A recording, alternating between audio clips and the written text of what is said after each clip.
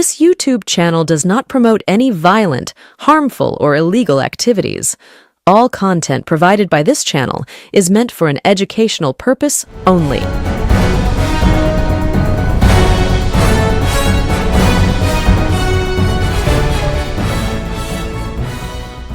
নমস্কার, আমি প্রতিবেদক সায়ন্তন চক্রবর্তী। আপনারা দেখছেন বঙ্গচক্ষু ইউটিউব চ্যানেল। আজকের বিষয়ে কথা বলবো, কিন্তু তার আগে ছোট ছোট কতগুলো ক্লিপ আপনারা আগে দেখুন। আমার নাম মমতা, ওইজনই টাকা দিচ্ছে না। সুবিধা হলো কিডনি চোর, কিডনি চোর, মানুষের দিদিদের সব কিডনি চোর, কিডনি চোর। আমি বিজেপি পার্টি করি। লক্ষ্মীর ভান্ডার যখন হয়েছে, লক্ষ্মীর ভান্ডার আমরা পাইছি, আর অন্নপূর্ণা যোজনার টাকা প্রথম একবারে পেয়েছি, তারপরে আমাদের ঢুকে নেই। শুধু আমি বলে না, আমার মতো হাজারো মা বোন এই সমস্যায় ভুগতেছে।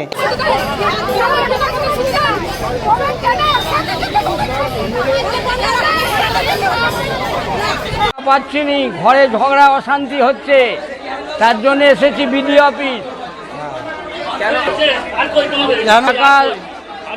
পাড়ায় পাড়ায় 8 জন পেয়েছে, 6 জন পাইনি, আমরা পাইনি। কেউ পায়নি, কিন্তু যারা বড় লোক, যাদের ভোটে নাম কাটা গেছে, তারা কিন্তু সবাই পাইছে, সব পাইছে, সবাই পাইছে, আর আমরা কিন্তু পাইনি, আমরা কিন্তু গরিব।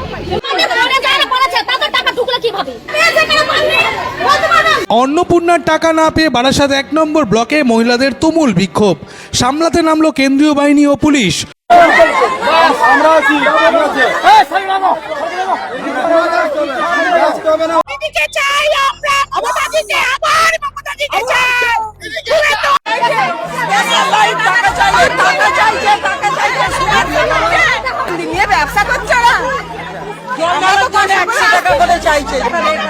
1.5 মাস ধরে কোন রকম বেতন পাচ্ছি না, শুধু গাধার মতো পরিশ্রম করে যাচ্ছি। না ইনসেনটিভ আছে, না ফোনের বিল আছে, না বেতন আছে, আমরা আর পাচ্ছি না।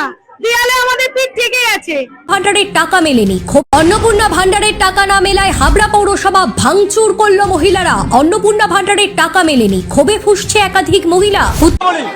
টাকা দিয়ে জল ঢালা হচ্ছে স্পেশাল লাইনে, এইদিকে সব মানে শুভেন্দু অধিকারীকে পৌঁছে দেবেন কতটা টাকা দিয়ে জল ঢালা হচ্ছে এখানে। দেখলেন তো, অর্থাৎ একটা সরকার ক্ষমতায় এসছে, অর্থাৎ পশ্চিমবঙ্গে পরিবর্তন ঘটেছে, ক্ষমতায় এসছে বিজেপি, মুখ্যমন্ত্রী শুভেন্দু অধিকারী। কিন্তু ক্ষমতায় আসার 90 দিন কাটতে না কাটতেই, 3 মাস অতিবাহিত হতে না হতেই সরকারের বিরুদ্ধে সাধারণ মানুষের মধ্যে একটা ক্ষোভ তৈরি হয়ে গিয়েছে, একটা অ্যান্টি ইনকামবেন্সি, যা তৃণমূল কংগ্রেসের 15 বছর শাসনের পরে তৃণমূল কংগ্রেসের বিরুদ্ধে দেখা গিয়েছিল। সেই প্রতিষ্ঠান বিরোধিতা বা অ্যান্টি ইনকামবেন্সি এখন থেকেই উপলব্ধি করতে পারছে বিজেপি। আর সব থেকে বড় কথা, এই এত বেশি অ্যান্টি ইনকামবেন্সি যা তৃণমূল কংগ্রেসের বিরুদ্ধে ছিল, তার মধ্যে থেকেও তৃণমূল কংগ্রেস কিন্তু 41% ভোট পেয়েছিল। যদিও তৃণমূল কংগ্রেসের পক্ষ থেকে বারংবার ভোটে কারচুপির অভিযোগ আনা হয়েছে, সে সমস্ত কথা সরিয়ে দিলেও বাংলার একটা বিরাট সংখ্যক মানুষজন কিন্তু তৃণমূল কংগ্রেসের পক্ষেই নিজেদের ভোট দিয়েছে। 2,60,00,000-এর বেশি ভোট তৃণমূল কংগ্রেস পেয়েছে। আর সেখানে বিজেপি ক্ষমতায় আসার 2-3 মাসের মধ্যেই একটা প্রবল সরকার বিরোধিতা সাধারণ মানুষের মধ্যে দেখা গেছে। লক্ষ্মীর ভান্ডার যারা পেত, তারা বর্তমানে লক্ষ্মীর ভান্ডার পাচ্ছে না। যারা অন্নপূর্ণা যোজনার ফর্ম ফিল আপ করেছে, তারাও অন্নপূর্ণা যোজনার টাকা না পেয়ে রীতিমতো ক্ষুব্ধ। ওদিকে আশা কর্মীদের বক্তব্য আপনারা শুনলেন। গত 3 মাস ধরে, অর্থাৎ নতুন সরকার ক্ষমতায় আসার পরে 3 মাস ধরে তারা তো বেতন পাচ্ছেন না মোবাইল রিচার্জের টাকা। আবার দেখতে পেলেন কেউ সরাসরি বলে দিল মমতা ব্যানার্জি ভালো ছিল, মমতা ব্যানার্জিকেই দরকার। এমনকি তারকেশ্বরে এই শ্রাবণ মাসে শিবের মাথায় জল ঢালতে যারা যাচ্ছে, তাদের কাছ থেকে টাকা নেয়ার মতো অভিযোগ এসছে, এবং সরাসরি সেই পুণ্যার্থী বলে দিচ্ছেন এই কথা যেন মুখ্যমন্ত্রী শুভেন্দু অধিকারীর কাছে পৌঁছে দেওয়া হয়। অর্থাৎ মোটের ওপর সরকার ক্ষমতায় আসার 3 মাসের মধ্যেই সরকারের বিরুদ্ধে সাধারণ মানুষের একটা বিতৃষ্ণা, ক্ষোভ তৈরি হয়ে গিয়েছে। আর এই বিতৃষ্ণা বা ক্ষোভ যে আগামী দিনে আরো বাড়বে, সে কথা এই মুহূর্তে যারা সরকারের বিধায়ক, সরকারের মন্ত্রী হয়ে বসে আছেন, বা হঠাৎ উৎসাহী কিছু বিজেপি নেতা হয়ে বসে আছেন, তারা বুঝতে পারছেন না। বুঝতে পারছেন কারা জানেন? বুঝতে পারছেন যারা দীর্ঘদিন ধরে বিজেপিটা করে এসছে, আরএসএস থেকে বিজেপিতে এসছে, অর্থাৎ আদি বিজেপি যারা আছেন তারা খুব ভালো মতো এই বিষয়টি টের পাচ্ছেন। হঠাৎ করে বিজেপি যারা হয়েছে, অর্থাৎ তথাকথিত নব্য বিজেপি বা কংগ্রেস, সিপিএম, তৃণমূল কংগ্রেস থেকে বিজেপিতে গিয়ে ক্ষমতায় আসার পরে যারা বিধায়ক নির্বাচিত হয়েছেন, মন্ত্রী নির্বাচিত হয়েছেন বা নিজের নিজের এলাকার হঠাৎ করে নেতা হয়ে গিয়েছেন, তারা এখনো পর্যন্ত বাস্তবের মাটিতে পা রাখতে পারেননি। এখনো জয়ের আনন্দে তারা মশগুল হয়ে রয়েছেন। কিন্তু আমরা দেখতে পাচ্ছি একাধিক জায়গায় বিজেপির বিরুদ্ধে তোলাবাজির অভিযোগ করছে বিজেপির একাধিক বিধায়ক, বিজেপির নেতৃত্ব। এমনকি তোলাবাজি নিয়ে বিজেপির দুটো গোষ্ঠীর মধ্যে মারামারি, খুনোখুনির ঘটনাও সামনে চলে এসছে। আর গোটা দেশ জুড়ে এই মুহূর্তে বিজেপির বিরুদ্ধে কিন্তু একটা অ্যান্টি ইনকামবেন্সি বা বিজেপি বিরোধী হাওয়া, মোদী বিরোধী হাওয়া চলছে, যার উদাহরণ হিসাবে আপনারা কিছুদিন আগে দেখতে পেয়েছেন দিল্লির যন্তর মন্তরে ছাত্রদের আন্দোলন, ককরোচ জনতা পার্টির আন্দোলন। আর এই আন্দোলন যে শুধুমাত্র ওই দিল্লির যন্তর মন্তরে সীমাবদ্ধ ছিল তা নয়, এই আন্দোলন মোটামুটি দেশ জুড়ে ছড়িয়ে পড়েছে। সব থেকে বড় কথা, যখন এই এপিসোড করছি তখন ভারতবর্ষের 3টি রাজ্যে 3টি বিধানসভা কেন্দ্রে উপনির্বাচন অনুষ্ঠিত হচ্ছে। মধ্যপ্রদেশে অনুষ্ঠিত হচ্ছে, বিহারে অনুষ্ঠিত হচ্ছে এবং উত্তরপ্রদেশে অনুষ্ঠিত হচ্ছে। এই 3টি উপনির্বাচনে যখন আমি এই এপিসোড করছি তখন 3টি উপনির্বাচনের মধ্যে 2টি জায়গাতেই কিন্তু এগিয়ে বিজেপি বিরোধী যারা দাঁড়িয়েছেন তারা এগিয়ে প্রশান্ত কিশোর এমন একটি সিট থেকে এগিয়ে যেখানে গত 30 বছরে বিজেপি হারেনি কখনো, প্রত্যেকবার বিজেপি জয়লাভ করেছে, সেই সিট থেকে এগিয়ে প্রশান্ত কিশোর। আবার মধ্যপ্রদেশ, যেখানে বিজেপি ক্ষমতায় দীর্ঘদিন ধরে, সেখানে যেই আসনে উপনির্বাচন হচ্ছে সেখানেও কংগ্রেসের প্রার্থী কিন্তু বিজেপির থেকে এগিয়ে রয়েছে। বিজেপি একটি মাত্র সিটে এগিয়ে রয়েছে উপনির্বাচনে, যখন এই এপিসোড করছি তখনকার পাওয়া খবর পর্যন্ত। এবার এই যে অ্যান্টি ইনকামবেন্সি সেটা বা ছাত্র আন্দোলন, সেটা মূলত কোন জায়গা থেকে হলো? গোবলয়, অর্থাৎ উত্তরপ্রদেশ, বিহার, মধ্যপ্রদেশ, রাজস্থান, হরিয়ানা, দিল্লি, এই যে একটা বিস্তীর্ণ অঞ্চল যেখানে বিজেপি শক্তিশালী, সেই এলাকা থেকেই একটা বিপুল সংখ্যক মানুষজনের মধ্যে বিজেপি সম্পর্কে বিতৃষ্ণা দেখা দিয়েছে।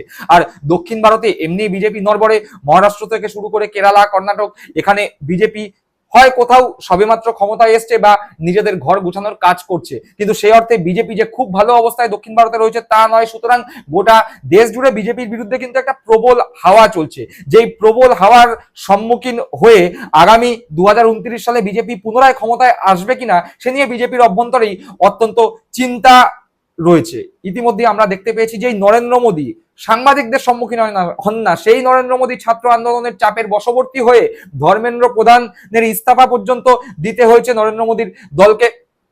পাশাপাশি নরেন্দ্র মোদীকে রিল বানানোর জন্য নেমে আসতে হয়েছে, অর্থাৎ এখন নরেন্দ্র মোদী যুব সমাজের ক্ষোভ প্রশমন করার জন্য রিল বানাচ্ছেন। এই রিল বানানোর জায়গায় নরেন্দ্র মোদীকে আসতে হবে, সে কথা হয়তো নরেন্দ্র মোদীর অতি বড় সমর্থকরাও বুঝতে পারেননি। তাই যেই কথা বললাম যে বিজেপির যারা প্রথম দিন থেকে বিজেপি করে এসছে, আরএসএস ব্যাকগ্রাউন্ড থেকে এসছে, তারা খুব ভালো মতো বুঝতে পারছে যে 29 কিন্তু খুব একটা সুখকর হতে চলেছে না বিজেপির জন্য। আর পশ্চিমবঙ্গে এই মুহূর্তে বিজেপির বিরুদ্ধে দিকে দিকে যেভাবে বিজেপির নেতারাই তোলাবাজির অভিযোগ করছেন, তাতে জর্জরিত বিজেপির রাজ্য নেতৃত্ব থেকে শুরু করে পুরনো দিনের বিজেপি নেতা কর্মীরা। সেই সুরই ধরা পড়েছে দিলীপ ঘোষ থেকে শুরু করে শ্রমিক ভট্টাচার্যের মুখে। দিলীপ ঘোষ তো বলেই দিয়েছেন আমাদের দলের অনেক নেতারা এখন এই তোলাবাজি নামক মধুতে বা তোলাবাজি নামক মধুর নেশায় আসক্ত হয়ে আছেন। পাশাপাশি আমরা দেখতে পেয়েছি শ্রমিক ভট্টাচার্য খুব স্পষ্টভাবে বলেছেন এই ডিম কিন্তু যে কোনো মুহূর্তে অভিমুখ বদল করে বিজেপির দিকে আসতে পারে। একবার সরাসরি তাদের বক্তব্য শুনুন। তলাবাজি সংস্কৃতি এত সহজে উঠে যাবেন ভাবার কোনো কারণ নেই।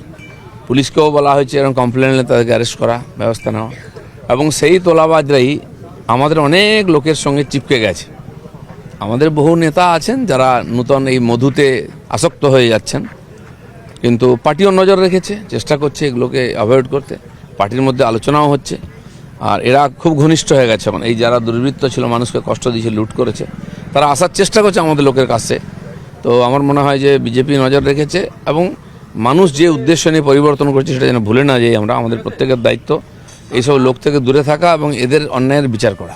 অনাকাঙ্ক্ষিত ডিম থেরাপি শুরু হয়ে যাবে, সেই ডিম কিন্তু ঘুরে অন্যদিকেও পড়তে পারে, এটা প্রত্যেককে মনে রাখতে হবে, আমার দলকেও মনে রাখতে হবে। আর যারা নতুন নতুন আমাদের দলে এসে গেছেন, হঠাৎ তাদের মধ্যে একটা নতুন কিছু করার, নতুন কিছু পাওয়ার চিন্তা ভাবনা এসে গেছেন, সেই সনাতনীরাও একটু সাবধান হবেন, কারণ ডিমের অভিমুখ বদলাতে বেশিক্ষণ সময় লাগবে না। শুনলেন, অর্থাৎ এই শ্রমিক ভট্টাচার্য থেকে শুরু করে দিলীপ ঘোষ, যারা দীর্ঘদিন ধরে বিজেপিটা করেছেন, অন্য কোনো দল থেকে আসেননি, তারা কিন্তু এই মুহূর্তে দেশের হাওয়া বুঝতে পারছেন যে 29-এর লড়াই খুব একটা সহজ হতে চলছে না। আগামী বছর উত্তরপ্রদেশে বিধানসভা নির্বাচন এবং সেই বিধানসভা নির্বাচনের ফলাফলের উপর ডিপেন্ড করছে আগামী 2029-এ দেশে কি হতে চলেছে। যদি আগামী বছর উত্তরপ্রদেশে বিজেপির রেজাল্ট খারাপ হয়, ধরে নিলাম যে বিজেপি ক্ষমতায় আসলো কিন্তু বিজেপির রেজাল্ট তুলনামূলকভাবে খারাপ হলো, তাহলে কিন্তু 29-এ বিজেপির কেন্দ্র থেকে বিদায় ঘন্টা উত্তরপ্রদেশ থেকেই বেজে যাবে। আর সেই জায়গায় দাঁড়িয়ে হয়তো 29-এ কেন্দ্রে গদি পাল্টাতে পারে সেই আভাস আগাম পেয়ে গিয়েই সাবধানী হচ্ছেন এখন থেকেই শ্রমিক ভট্টাচার্যরা, দিলীপ ঘোষরা। তাই বলে দিচ্ছেন, স্মরণ করে দিচ্ছেন, ডিমের অভিমুখ বদলাতে বেশি সময় নেবে না। কিন্তু এ কথা শ্রমিক ভট্টাচার্য, দিলীপ ঘোষরা বুঝলেও বুঝতে চাইছেন না ঋতব্রত পন্থী তৃণমূল কংগ্রেস বা কাকলি ঘোষ দস্তিদার সুদীপ ব্যানার্জিরা। তারা বিজেপির অঙ্গুলি হেলনে তৃণমূল কংগ্রেস থেকে ভেঙে বেরিয়ে এসে তৃণমূল কংগ্রেসের বিরুদ্ধে লাগাতার আক্রমণ করছেন, বিজেপির বি টিম হিসাবে কাজ করছেন। ঋতব্রত পন্থীরা যারা আছেন তারা ঘটনাচক্রে বিজেপির বিরোধী হিসাবে বিধানসভায় বিরোধী দলের দায়িত্ব পালন করলেও আসলে তারা বিজেপির বি টিম হিসাবে কাজ করছে। ওদিকে কাকলি ঘোষ দস্তিদাররা তো এনসিপিআই দলে মার্জ হয়ে গিয়ে এনডিএ শরিক হয়েই গেছেন, কিন্তু ওই যে জনভিত্তি নেই। বারবার বলা হচ্ছে তৃণমূল কংগ্রেসের পক্ষ থেকে তাদের কোনো জনভিত্তি নেই। আর এ কথা কিছুতেই মেনে নিতে পারছে না কাকলি ঘোষ দস্তিদার থেকে ঋতব্রত বন্দ্যোপাধ্যায়রা। তারা নিজেদের ফেসবুকে পোস্ট করে বিভিন্ন মানুষের সঙ্গে তাদের আলাপচারিতার ছবি পোস্ট করে প্রমাণ করতে চাইছেন জনসংযোগে তারা আছেন, কিন্তু ওই ছবি পোস্ট করে চিরে ভিজছে না। জনসংযোগের কয়েকটা মাত্র ছবি দিলেই যে আসলে নিজের এলাকার জনভিত্তি তৈরি হয় না, জনসমর্থন পাওয়া যায় না, তা তারা বুঝতে পারছেন না নাকি ইচ্ছা করে বুঝতে চাইছেন না সে কথা তারাই জানেন। কিন্তু এই মুহূর্তে সব থেকে গুরুত্বপূর্ণ বিষয় অনুধাবন করতে পেরেছে যারা, তারা হলো বিজেপির আদি নেতৃত্বরা, দিলীপ ঘোষ থেকে শুরু করে শ্রমিক ভট্টাচার্যরা। তারা বুঝতে পারছেন 29-এ কেন্দ্রে গদি পাল্টালে এই ডিম আরো বেশি আকারে তাদেরকেই হজম করতে হবে। সুতরাং এখন থেকেই তারা সাবধানী বাণী দিচ্ছেন। আর বলতেই হচ্ছে, পরিবর্তনের 3 মাসের মধ্যে বিজেপির তাবর নেতা থেকে শুরু করে একাধিক বিধায়করা যেভাবে তোলাবাজি নিয়ে, বিজেপির তোলাবাজি নিয়ে সরব হয়েছে, তাতে করে বলতেই হয় যে বিজেপি এই মুহূর্তে তোলাবাজিতে অতীতের সমস্ত রেকর্ড ছাড়িয়ে যাওয়ার সম্মুখে দাঁড়িয়ে আছে। দর্শক বন্ধুরা, আপনারা কি মনে করছেন এই বিষয়ে? অবশ্যই আপনাদের মূল্যবান মতামত কমেন্ট বক্সে কমেন্ট করে জানাবেন। সকলে ভালো থাকবেন, সুস্থ থাকবেন। জয় হিন্দ, বন্দে মাতরম।